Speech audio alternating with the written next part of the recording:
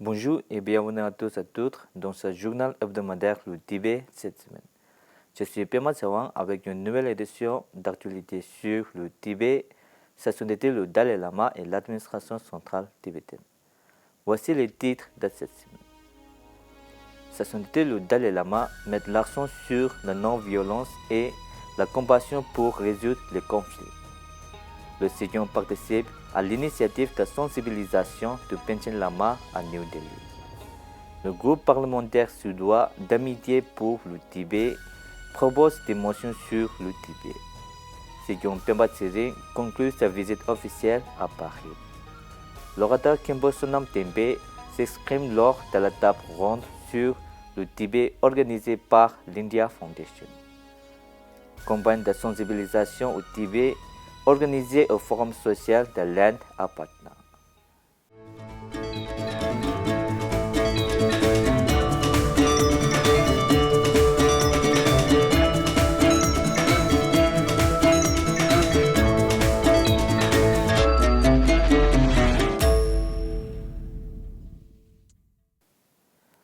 Dans un message de 24 novembre pour le 75e anniversaire de l'adoption de la Déclaration universelle des droits de l'homme, Sa Sainteté le Dalai Lama a chaudement recommandé d'adopter et de promouvoir la non-violence et la compassion pour résoudre les conflits dans le monde d'aujourd'hui.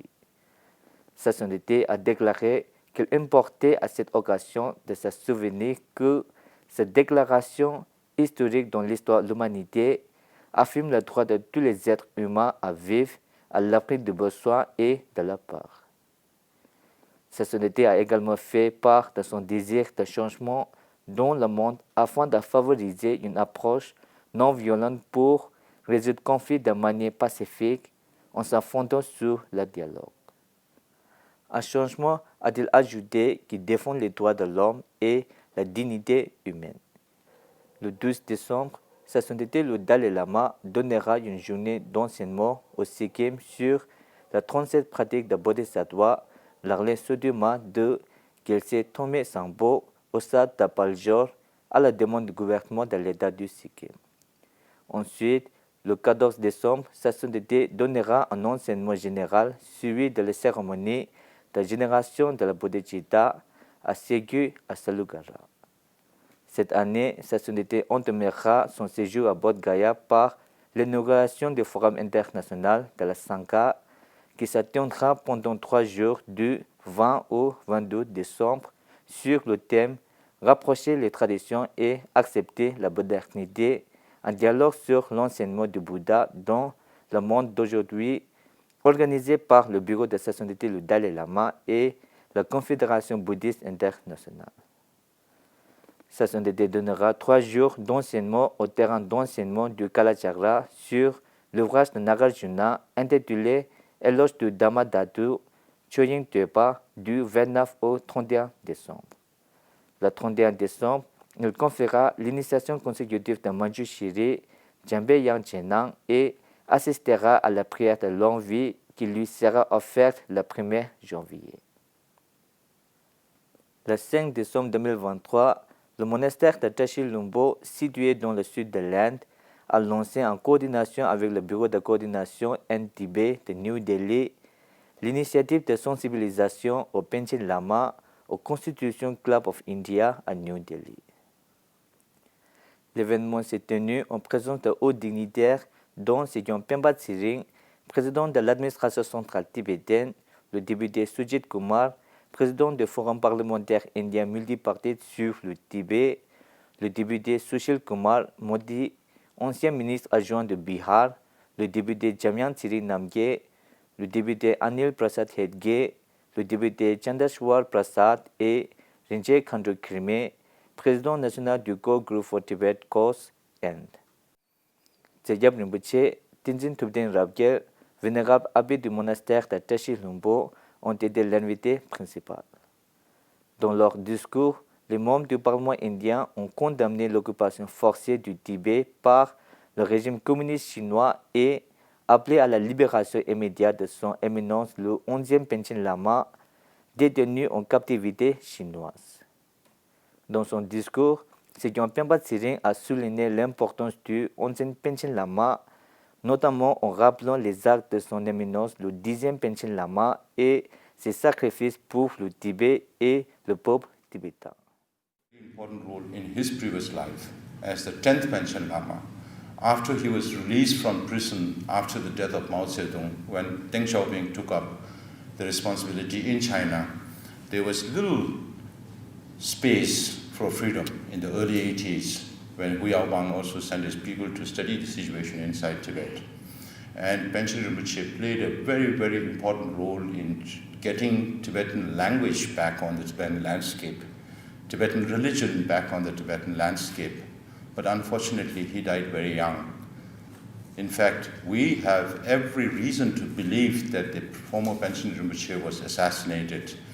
If we look at the telltale signs on his body, we could see a lot of signs of poisoning. He was doing very well. He was speaking upright about what is happening inside Tibet. And in a few days, he was no more with us. Tshegyab Rinpoche, vénérable abbé du monastère de Teshil Lumbu, a lu une lettre d'appel en 6 points adressée aux membres du Parlement indien et à son peuple qui les enjoint à soutenir la libération de Onsen Panchen Lama de l'emprise du gouvernement chinois. Des députés tibétains, l'avocat Tashi Gyaltsung, président et conseiller exécutif en chef du Ladakh Autonomous Hill Development Council de l'E, Chargé Khyentse Jamgyup Chöden Rinpoche, secrétaire général de la Confédération bouddhiste internationale, des représentants tibétains, des amis indiens du Tibet et des représentants des médias ont participé à l'événement, l'initiative de sensibilisation en Panchen Lama. Le groupe parlementaire suédois d'amitié pour le Tibet a proposé 3 motions parlementaires différentes sur le Tibet au Parlement suédois portant sur les questions suivantes. Première, la question de la réincarnation de sa sainteté le Dalai Lama. Deuxième, une recommandation au gouvernement suédois d'aborder avec la Chine les violations des droits de l'homme au Tibet, les internats forcés et la reprise du dialogue avec le représentant tibétain. Troisième, une recommandation au gouvernement suédois d'ouvrir au niveau de l'Union européenne pour la nomination de coordinateur spécial de l'Union européenne pour le Tibet.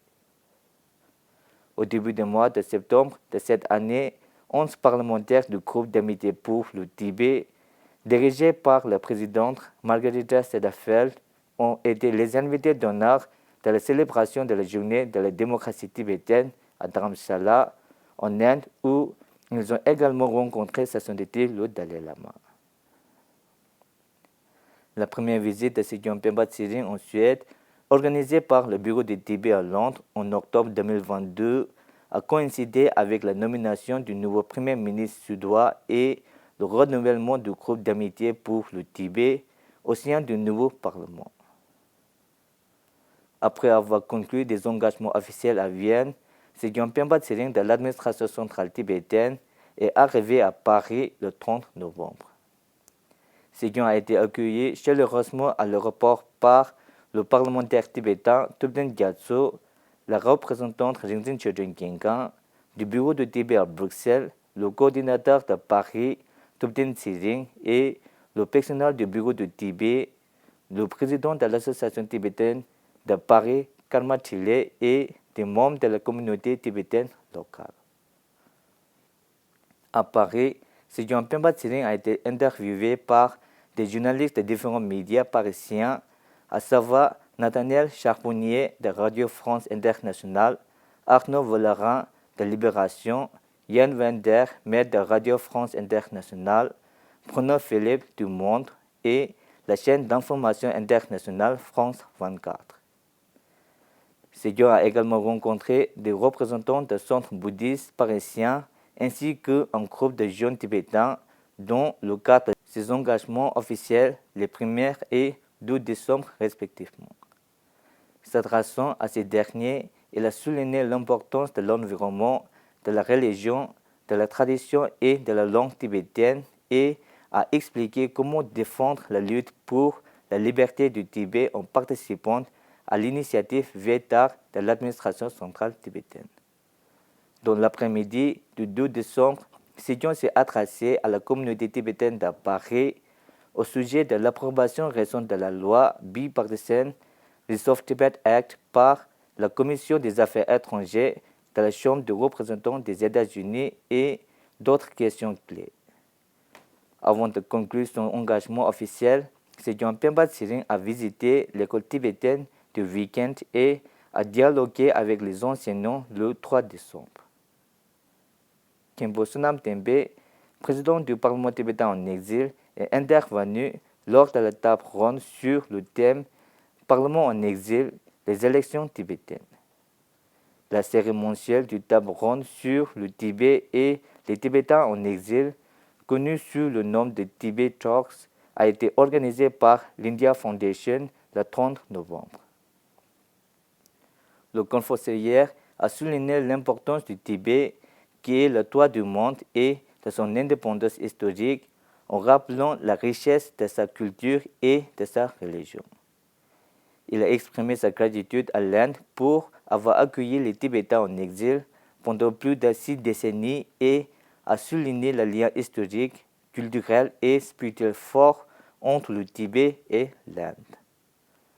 L'orateur a ensuite expliqué en détail le fonctionnement du Parlement tibétain en exil, notamment sa structure, ses sessions, ses élections et ses fonctions.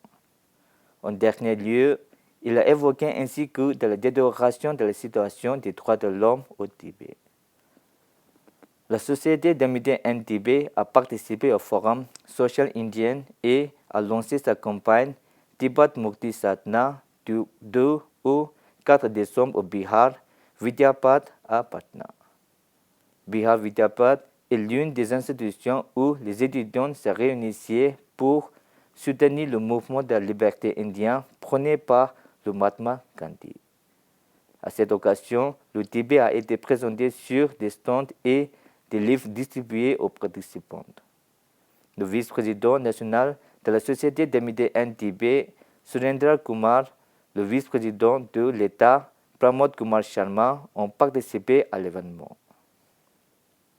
Pramod Kumar Sharma, Chandra Bhushan et des membres ont activement participé et expliqué aux participants la lutte pour la liberté du Tibet et son importance pour l'Inde. Le 3 décembre, un séminaire a été organisé par la Société d'amitié Inde-Tibet, au cours duquel l'ancien membre du Parlement et l'ancien vice-président de l'association Jain, Vishan, ont été invités à participer. Ramjit Singh, ancien membre du Parlement et ancien vice-président de l'université Jain, Vishwa Bharati du Rajasthan, a participé à cette réunion.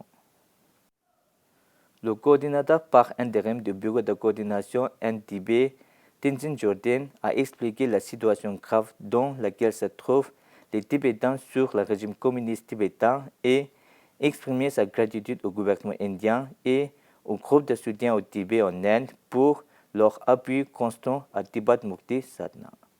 C'est tout pour cette semaine. Merci d'avoir suivi Tibet TV. À la semaine prochaine.